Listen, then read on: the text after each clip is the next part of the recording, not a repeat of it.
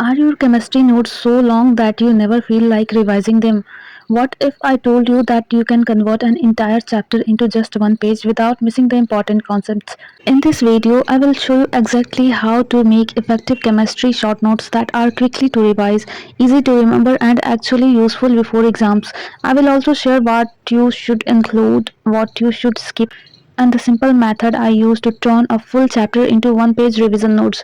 So, if you want to save time and revise smarter, let's get started. So firstly we will talk about organic chemistry कि हमें organic chemistry में आखिर short notes में क्या क्या topic के बारे में लिखना चाहिए या फिर क्या करना चाहिए।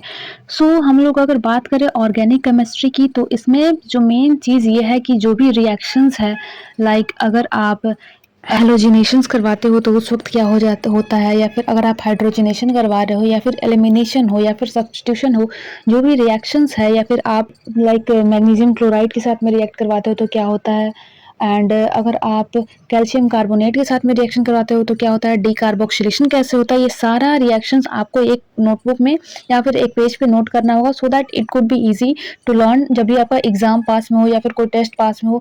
और इससे आप जितना ज़्यादा बार रिवाइज करेंगे उतना ही ज़्यादा ये आपके माइंड में फिक्स होते चला जाएगा। And for the other thing like कि कौन 1 डिग्री 2 डिग्री एंड 3 डिग्री में से कौन सा ज़्यादा स्टेबल है, या फिर कौन सा हेलोजन निकालना ज़्यादा आसान है, इसके लिए आप एक अलग से नोटबुक बना सकते हो या फिर एक अलग शॉर्ट नोट्स बना सकते हो। उसके लिए द मेन की पॉइंट इसके आपको हर एक रिएक्शंस याद रहना चाहिए, वो बहुत इंपॉर्टेंट है। Next we will talk about physical chemistry, जो कि बहुत इंपॉर्टेंट है। बहुत लोग होते हैं जिन्हें कि उनका फिजिकल केमिस्ट्री भी वीक होता है, तो फिजिकल केमिस्ट्री में सबसे मेन की पॉइंट होता है उसका फॉर्मूला। तो फिजिकल केमिस्ट्री में हमें शॉर्ट नोट्स बनाने के लिए सबसे पहले क्या करना है, जो भी हमारा नोटबुक है उसमें से हमें सारे फॉर्मूलाज लिखने हैं, whether you have remembered it और नॉट। कोई तुम्हें याद है उसको भी लिखो, नहीं याद है उसको भी लिखो, सारे फॉर्मूलेज लिखने हैं। उसके अलावा जो भी लाइक कुछ लाइंस है जो कि उसमें इंपॉर्टेंट है, जो कि आ सकती है, and like strong acid, strong bases के क्या एग्जांपल्स है थोड़े बहुत। मेन चीज़ क्या है कि फॉर्मूला आपको सारे लिखने हैं, आने चाहिए, एंड जो भी ग्राफ्स हैं या फिर जो भी उसमें theories like rules and regulations है, लाइक कि क्या करने पे क्या होगा, वो सारा कुछ आपको अपने शॉर्ट नोट्स में ऐड करना चाहिए, सो दैट कि it could be easy. And like मैंने यहाँ पे कोऑर्डिनेशन कंपाउंड का भी शॉर्ट नोट्स बनाया है, इसमें सारी चीज़ें इंक्लूड कर दी है। बस मैंने थोड़े एग्जांपल्स कम कर दिए क्योंकि वो तो मैं कॉपी से भी देख सकती हूँ। So this is all about physical chemistry. अब मैं आपको एक डिटेल में बताने वाली हूँ कि एक आप जैसे लाइक एक चैप्टर है तो उसका आप शॉर्ट नोट कैसे बना सकते हो। So first thing is that कि आपको अपना नोटबुक बहुत अच्छा नहीं रखना है। जैसा कि आप देख सकते हो मैंने फ्रंट पेज पे ही केमिकल काइनेटिक के लिए मेरा पेज नहीं बचा था, तो मैंने अलग से करके उसको आगे स्टेपल कर दिया। उसके अलावा ये मेरे जो भी चैप्टर्स है उसको मैंने फ्रंट में लिखा हुआ है, और इसको जब जब मैं कंप्लीट करती गई तब मैं टिक मारती गई। बहुत बार तो मैं टिक मारना भूल भी गई हूँ। सो आज हम लोग देखेंगे कि this is my first page by the way, you can read it. And आज हम लोग देखेंगे कि थर्मोडायनेमिक लाइक एक पूरा जो चैप्टर है उसका मैंने शॉर्ट नोट्स कैसे बनाया है, क्या क्या मैं सोच के उसका जो भी शॉर्ट नोट है वो बनाई हूँ, तो वैसे आप लोग भी कर सकते हो।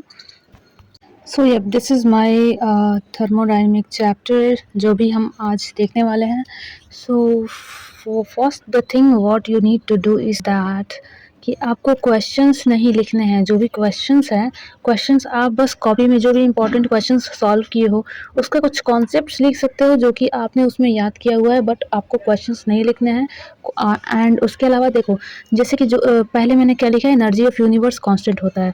इसमें मैंने ये मेरे को इम्पोर्टेंट लगा और ऐसा लगा कि मुझे याद नहीं रहेगा ज़्यादा टाइम तक, तो मैंने उसको इसमें लिख दिया। लेकिन उसके अलावा जो 2 पॉइंट्स है, like there are like energy occurs change occur between system and surrounding, ये मुझे पता था तो इसीलिए ये मैंने नहीं लिखा। इसके बाद लाइक जो भी इम्पोर्टेंट चीज़ें हैं एंड उसको मैं शॉर्ट में बना के लिख रही हूँ। जैसे कि देखो यहाँ पे ये 3 केसेस दिया हुआ है, तो हमें क्या करना है, हमें तो पहले स्टेटमेंट पूरा लिखने से बचना है। हमें क्या करना है, जो मेन उसका जो पार्ट है सिर्फ वो लिखना है। और देखो मैंने स्टेटमेंट नहीं लिखा है वहाँ का, मैं उसको वैसे ही समझ सकती हूँ।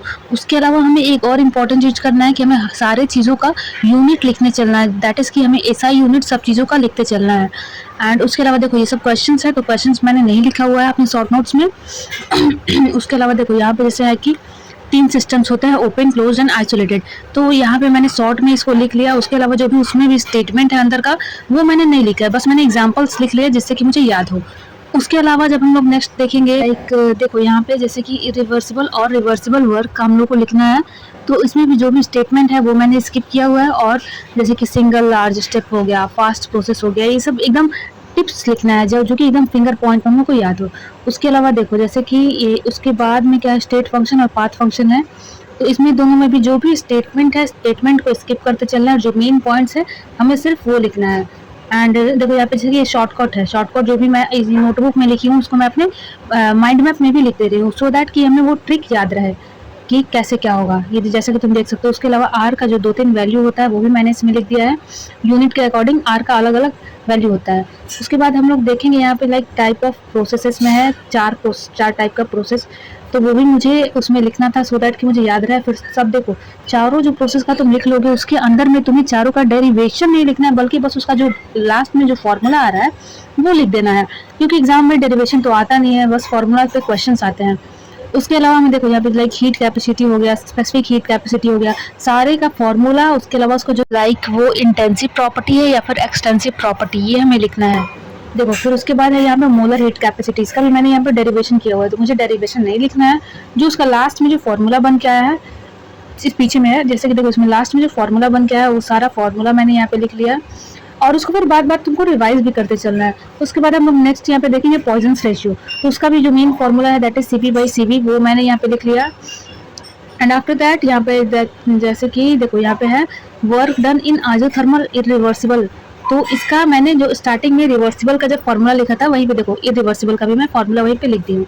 उसके अलावा थोड़ा बहुत जो ग्राफ है एडियाबेटिक प्रोसेस का या फिर और भी जो जैसे कि कंप्रेशन में क्या एडियाबेटिक है, कौन सा आइसोथर्मल है, तो ग्राफ में मैंने दोनों ग्राफ बना लिए हैं क्योंकि वो बहुत रिपीटेटिव क्वेश्चन है, और ऐसे हमारा पूरा एक चैप्टर का शॉर्ट नोट कंप्लीट हो गया है।